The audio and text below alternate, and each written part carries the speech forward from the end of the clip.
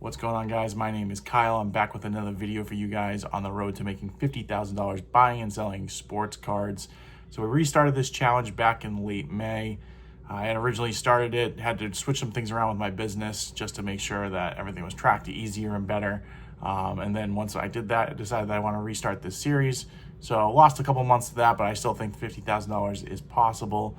We ended back on June 23rd, trying to make one video a week. I recently bought a storage unit for the other half of my business, which is buying and reselling pretty much everything and anything. And you're going to kind of see a little bit of that in this video on some of the stuff we found in the last unit. But took a little bit of a break with the cards, working on that stuff. That's definitely the stuff that makes more money for me with my business. But on June 23rd, we ended with $933.01 in profit.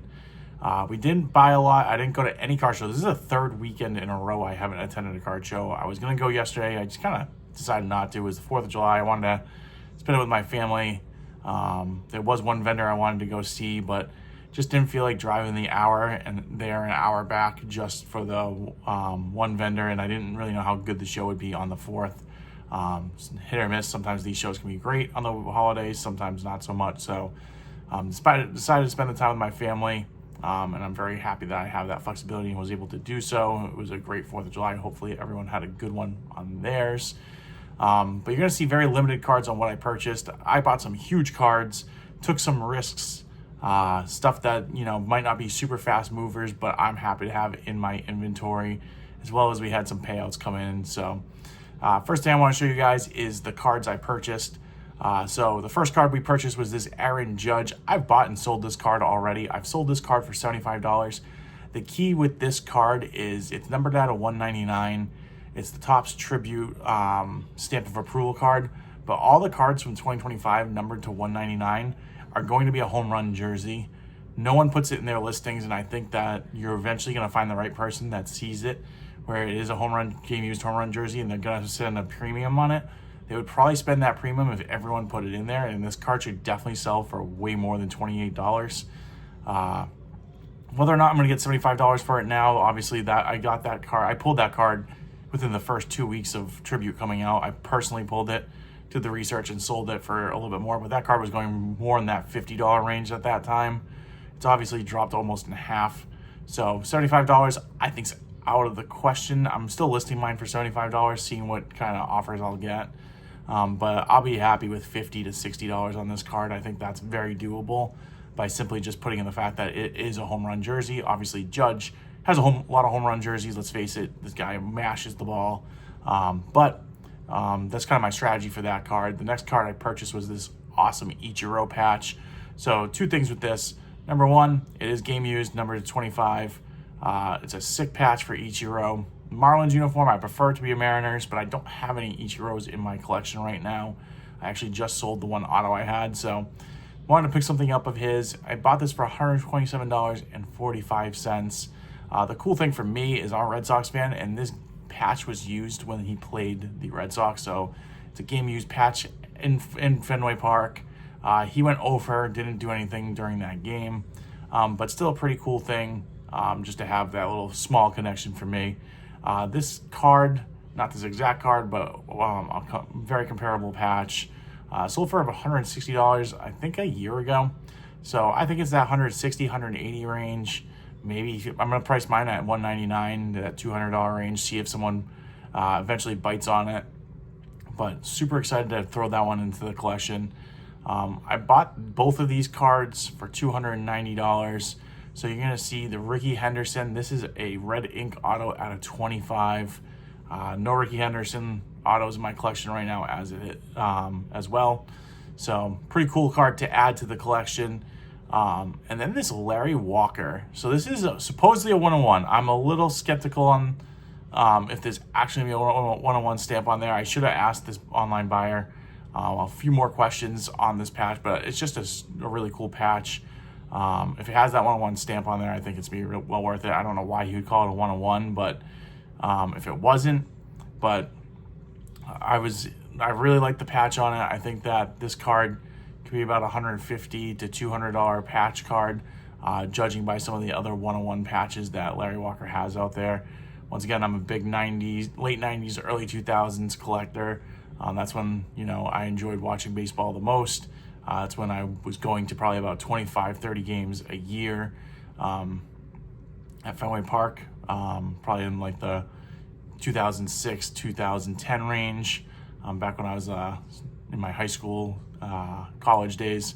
So the players I really fell in love with growing up, it's just a cool patch to have. So I'm excited to have it in the collection. If it doesn't move super fast, I'm okay with that. But at $290 for both of those cards, I think that was well worth it. The Ricky Henderson had one sale too that was up in that like almost 200 range. So I think I'll do well on it. It might take some time to move, but overall can't be too mad at that one. We also did buy a big lot on the same website that I use. Spent $375 on that. It had some graded cards, Shador autos in there. I think I got 2 autos of his in that lot.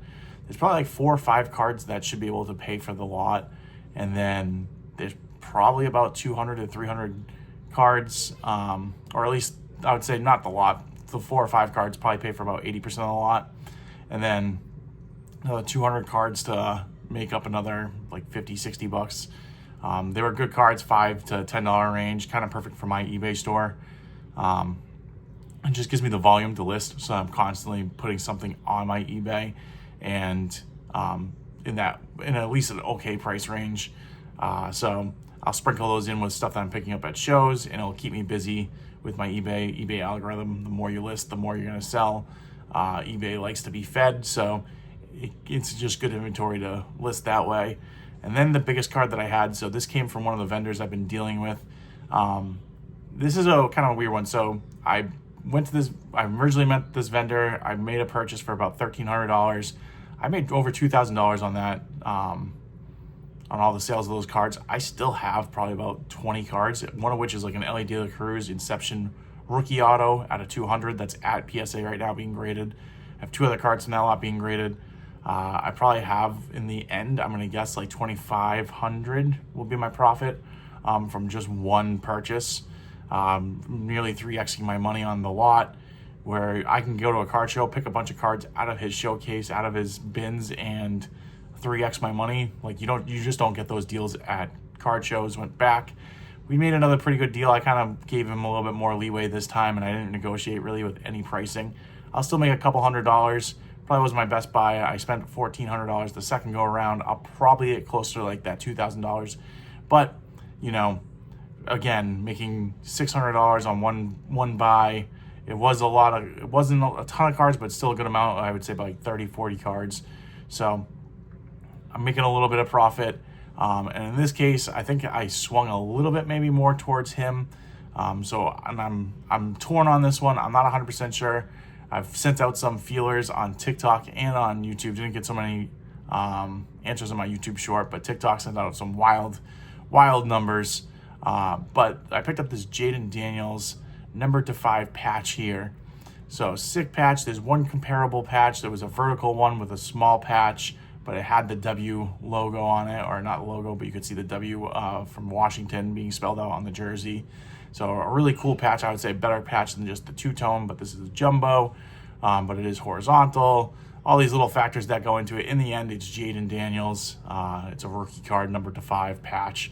You can't complain too much with that. So I bought that card for $1,500. The comp was at $1,900, but I've seen select, the select draft, just number to 5 cards going for like $600, $700. So with it being the not draft version and with the relic, I don't know. I think that $1,500 is pretty fair. I think one of the other agreed on deals kind of with this was we were going to kind of work on the next deal, which will be not this weekend, but the next weekend is going to be the card show I'll attend, where he's going to be a vendor. He has 2 patch cards kind of set aside for me that he said he'll give to me for screaming deals, and they're cards I've been kind of chasing for a little bit. So happy to, kind of have like already a leeway into that, and then I'll buy more from him, and I think that he's going to really swing my way on this deal. So we'll see. The buy here I think was still strong. I'm going to ask $2,500 for this card. If I get $2,000, I'll be psyched. If I break even, I think I'll be even happy, because I think this upcoming deal is where I'll make a lot of money. And that's part of what I think having a good relationship with a vendor or a buyer or anyone is with the card industry. You know, you're not going to win every single deal. You see some of the negotiations like, well, I need this, I need this, I need this, I need this. Well, the other person needs things too. So I think it's important to make sure that sometimes they win. $1,500 for a single Jaden Daniels. I don't know. I think that Jaden's going to have a great season. Everyone's saying sell, sell, sell, because obviously his hype is at a high over his rookie season. The guy obviously won 2 playoff games. I think it was 2. I don't think it was up to 3. But won the playoff games. You know, all-time hype for a rookie quarterback. Made it as far as I think any rookie quarterback has. But if he plays another great season, gets back in the playoffs, goes in any sort of playoff push, that card is just going to escalate quickly. And I think with the team that he did it on, that team, the Washington Commanders have, I think, improved over the offseason with some of the pickups and drafts they did. So I think it's an okay investment. If it doesn't sell right away, I'm okay with it. But those are the card pickups I had for the singular cards. And then these are kind of the weird ones. So part of my other business is I do go yard selling and I look for deals. I picked up this box row here, and these are all YuGiOh cards. So you can kind of see, I don't know anything about YuGiOh, but these are all like the base versions of the cards. So I have all those, and then there's 100, I think, and 29 of the hollows. So once again, I know nothing about YuGiOh, but I got this for $10. So $10 taken out of the account. I'm going to start just this lot alone for $20, and I'm going to auction it off, see what happens. I think they're all about at least $1 card from what I saw. I looked up probably like 10 or 15 of them and then kind of got, I'm not going to say discouraged, but just lost interest. I'm not a big YuGiOh person. I don't know a ton about it. So I decided that I'm just going to put them in a big lot, take a picture of every single card. Someone can figure out the values and hopefully pay accordingly. But I'm doubling my money even if I get a minimum bid. So happy with that. The second big thing that happened to me was I cleaned out a storage unit, and I ran into some Pokemon cards. So this right here is just one of the boxes. There's 2. I have a 3-row and a 4-row box filled with Pokemon cards. I went through this a little bit. I was going to do a separate video, but I don't think it's really quite worth it. But just kind of like a quick thing. So you go through and you can see, you know, just some of the cards that are in here. There's a lot of base, but then like you run into a full art Lapras. I know nothing about Pokemon, the newer stuff. I know Pokemon obviously is super hot right now. Everything's upside down.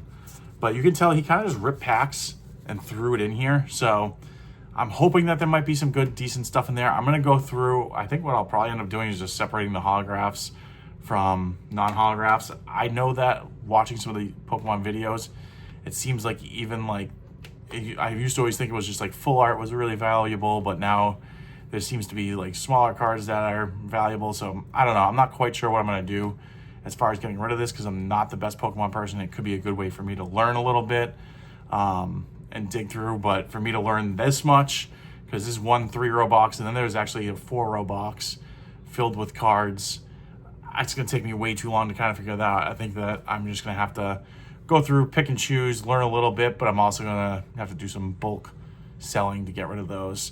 But I'm putting $0 in on that. I'm into it for free. It came a part of my storage unit. I'll probably do some sort of percentage of sales that I'll deduct from this, because there's no real easy way. It's not like I bought them looking for cards themselves.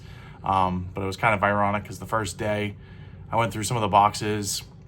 It took me 2 days to go through all the boxes that I got. First day I went through some boxes, and there's a lot of gaming stuff. There's a lot of RC cars, stuff that like really stuck out that it was a possibility that there might be like Pokemon cards. And I told my wife, I'm like, oh, I can't wait to find the box with Pokemon on it. And she like jokingly was like, okay, yeah, like why do you think there's Pokemon? Told her some of the indications of stuff that I thought there might be, and I ended up running into a box that said Pokemon on it on day 2. So ended up finding the cards. They were there, but no real way to judge value of what would be in for like a profit challenge like this, So I think ultimately what I'll do is just take 20% of sales, and that'll be my buy cost on this, just to throw a buy cost on it. Right now it's gonna be $0. I do plan on loading up to get rid of it, but that's gonna be the way I kind of do it there. The next part of this is what came in. So I had 2 eBay payouts come in. We had one for $1,694.48. Then we had a smaller one for $905.02. You can see my numbers are kind of dropping over week. That's because I'm just spending more time on my other eBay with the, non-card stuff. And that's going to happen from time to time. I am going to kind of go back and make sure that my cards are doing well. I just got to post a little bit more on there. I also sold $102.61 on Macari. I do cross list on there. It's super fast. I use Vendu. It's software that allows you pretty much to, I put it all on eBay first and I import it to Vendu. You can just put it right onto Vendu. I'm more comfortable on eBay, so that's the way I list. I import it from eBay onto Vendu, and then it can move it to Macari. You can move it to a bunch of different places depending on what you're doing, but I only sell cards on, and I actually used it on Whatnot too. I had one Whatnot sale a little while ago, but I used Macari, Whatnot, and eBay for my cards, and then once something sells, it automatically delists it for me. So that's a nice little feature there. But with all those moving parts, you're going to see my grand total ends at $1,298.78. So had a really good week over week, or 2 weeks, I guess. We only increased by about $300, but I added some huge hitters into my inventory, obviously spending $1,500 on one Jaden Daniels. It's a card that I will be able to move out of, even if it is at a loss for some reason. I don't think it will be, but he's going to move quick. We're getting closer to football season. Hype's going to start to build. Wins 1 or 2 games, I think you're going to see that hype really improve.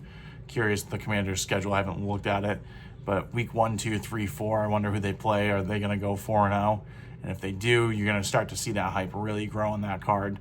So it'll be interesting to kind of look at their schedule.